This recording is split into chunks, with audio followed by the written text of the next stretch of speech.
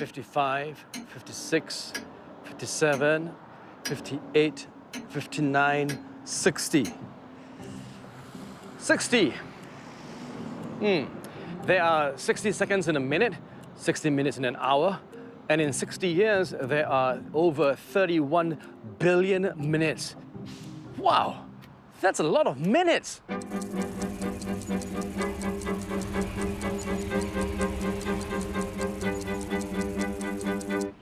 Kandang Kerbau Hospital. This is where I was born, March 24th, 1965. Man, good times. And in a blink of an eye, I grew up, I went to school, served national service, I got a job, got a wife, got 3 kids, and here I am, standing before you as a 60-year-old man. 60 years old. Man, time flies.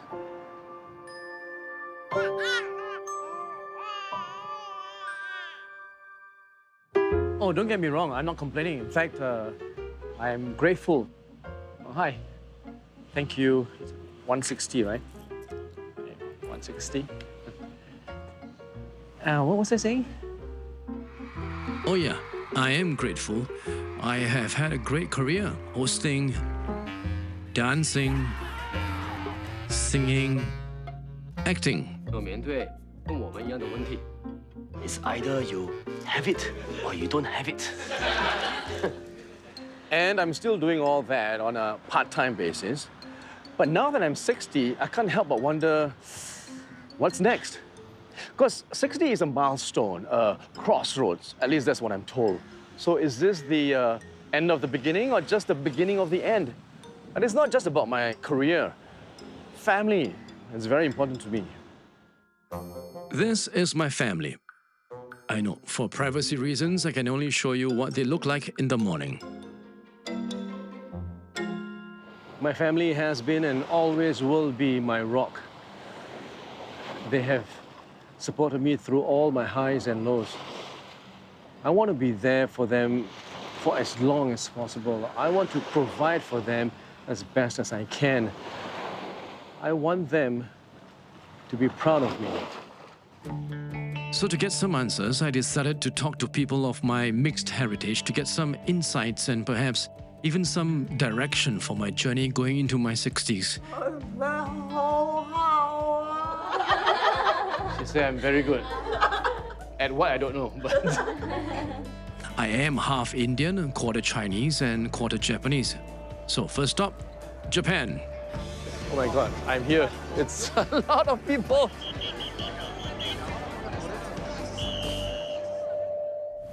The Japanese, yep, that's me at a photo shoot for Channel 5.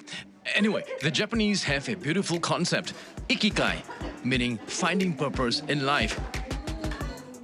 There's even a book written about it. Wait, how do I have Japanese and Chinese blood, you ask? Let me explain. During the Japanese occupation, there was a Chinese lady in Singapore walking along the beach with a laundry basket. Coming towards her was a Sikh man. They exchanged greetings and then they heard an infant crying. To the Sikh's puzzlement, the cry came from under the pile of laundry. As the Chinese lady took out the baby, she explained that the father of the baby was a Japanese soldier and that she had planned to come here to the beach to abandon it. The Sikh then shared with the Chinese lady that he had just gotten married and his wife could not medically be pregnant and give him children of their own. So, if she would let him have the baby, he promised to take care of the baby as his own flesh and blood. The baby was given to the Sikh. That baby was my mother. And she will grow up in an Indian family and marry my father, a 100% Sikh.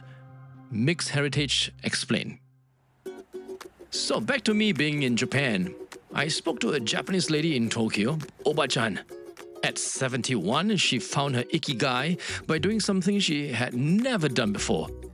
She went from doing a normal corporate job to doing stand-up comedy. 老人が病院と間違えて迷い込んだのではございません。17歳後期高齢者、芸歴6年目のヨボヨボですが、今日はシルバー川柳で皆様にお話ししたいと思います。よろしくお願いいたします。Another Japanese lady named Kazuko is in the midst of renovating her living room and kitchen into a public space where kids and parents and grandparents can interact with others in the community. Ooh, I don't think I could even dream of doing that to my own home. How generous of her. 生きがいとは私を考えるのは張り合いだったりとか喜びであったりとか楽しさだと思っているので張り合いがあると頑張れることもあるだろうし。Okay, finally okay. Thank you. Thank you. You speak English? Yo. Oh. I also met a gentleman, Takashi-san, who runs the No Theatre with his daughter. He is the third generation of this amazing art form. I even got some lessons, and I'm happy to report I didn't embarrass Singapore. Start with the left foot and the right foot. Good, good.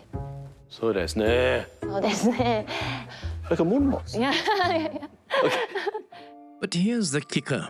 While I was talking with Takashi-san, I couldn't help but wonder if he is my relation.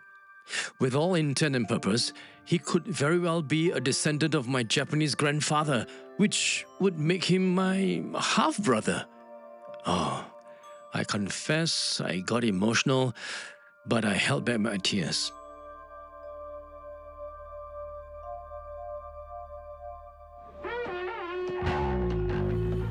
Then I flew to India, specifically Punjab.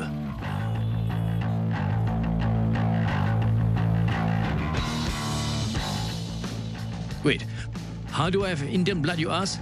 Well, there was a beach and a Chinese lady and... Wait, hang on. Okay, you already know that.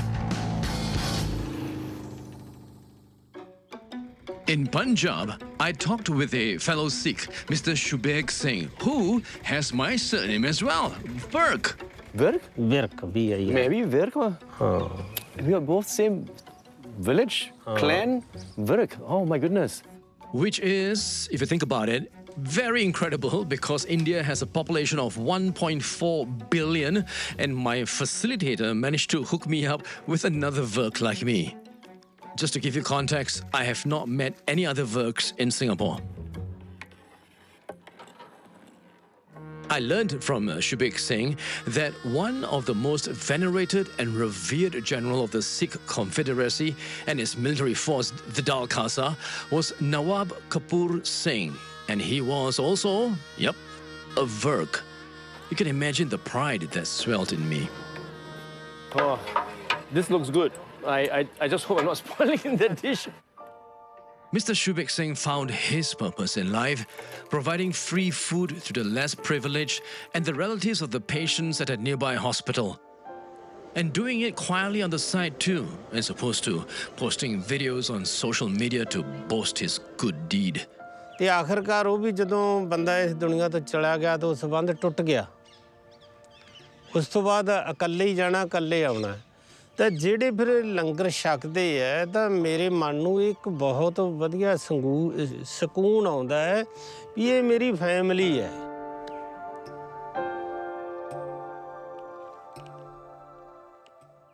I also met Harvinder Kaur, who runs a school specifically to get slum kids off the streets and instill in them the love for learning and education. Illegal drawing, under the table drawing.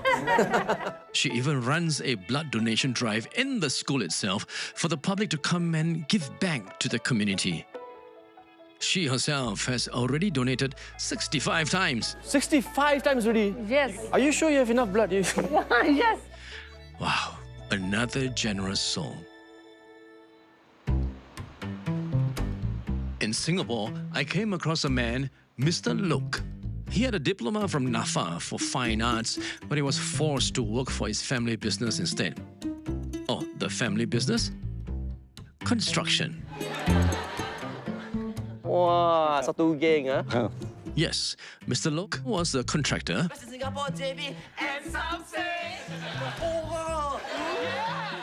When he finally retired at 60, he was able to go back to his first love, painting and motorbikes. Does he want to sit on my motorbike and go together to Malaysia? And then at age 90, he had his first art exhibition. Wow, very angry. Yes, at the age of 90. Is it real teeth? 假的啊，不是啊，这个是假。假的，这很厉害嘞。这个真假的，全部真的。 It's got great teeth. They and a few others that I met, talked with, and what they shared with me truly inspired me. They showed me that at the end of the day, I should do what I love, but not for myself. Instead, for the family, for the people around me, for the community. It's all about giving back. For me, it's always been about entertaining people. Use your blade, okay? Use your blade. But is that enough? My career essentially is dependent on the public's opinion of me and my work. But what happens when the spotlight fades? And to be honest, I have started to worry if I still got it. Will I end up as that guy who is past his prime and no one is interested in him anymore, but he keeps trying to perform in full, grand, delusional denial? Sad, right? But then I started thinking, what if I had a job that didn't rely on public's opinion of me? What if I had a job that was less volatile? So I asked around, if I wasn't in the entertainment industry, what could I be doing? Hawker. Politician, Zookeeper. preschool teacher, Fitness instructor. magic Mike, Chi Chong Fan stall owner. a motorbike racer, House husband. priest, Party clown. loan shark. Warrant officer with the army. A pimp, of course. Wow, those were interesting jobs. I mean, some I would have considered trying, and some I would have never dreamed of trying. But you know what? When I think back about why I do this job, I find two reasons. Firstly, this job is a form of escape for me. You see, I have inferiority complex. Ever since I can remember, my mind has always told me that I'm not good enough in every aspect. I'm not tall enough, I'm not muscular enough, I'm not intelligent enough, I'm not a lot of things enough. So what about when I sing and I act and I host? Do I think I'm good? No, I still think I'm not good enough. But the difference is that when I do the acting and hosting and singing, I am doing it for others, right? I'm serving others who have made the effort to come and watch me and be entertained. So the focus now is the audience. It's less about me. The second reason is that I love this job. I really love this job. If you think about this job, it is a hard job because we have punishing long hours, we have emotionally draining scenes, we have sometimes very little sleep, and when we're shooting outdoors, we have to do punishing retakes over and over and over. And this is just the tip of the iceberg. There are many things why this job is hard. And yet, when I wake up every morning, I look forward to going to work, if you can call it that. So if I didn't have the passion and love for this job, I would have quit a long time ago. So here is my proposition. Here is where I'm at after talking out loud with you all. What if, maybe, just maybe, I don't need an ikigai? Only because I've had my ikigai all this while, to perform for others and to provide for my family. So going into my 60s, 70s, 80s, I guess pretty much till the day I die, I can continue to host, sing, act, and love, provide for, and be there for my family at the same time. I mean, that's possible, right? And along the way, to spice things up and keep me physically and mentally alert, I will try new things like directing a show or a movie, learn to play mahjong, and even learn knitting. Why not? After all, when you do what you love, age becomes just a number. Well done! Oh my goodness. Hello, police. Here I am, another year, getting older, but I got no fear.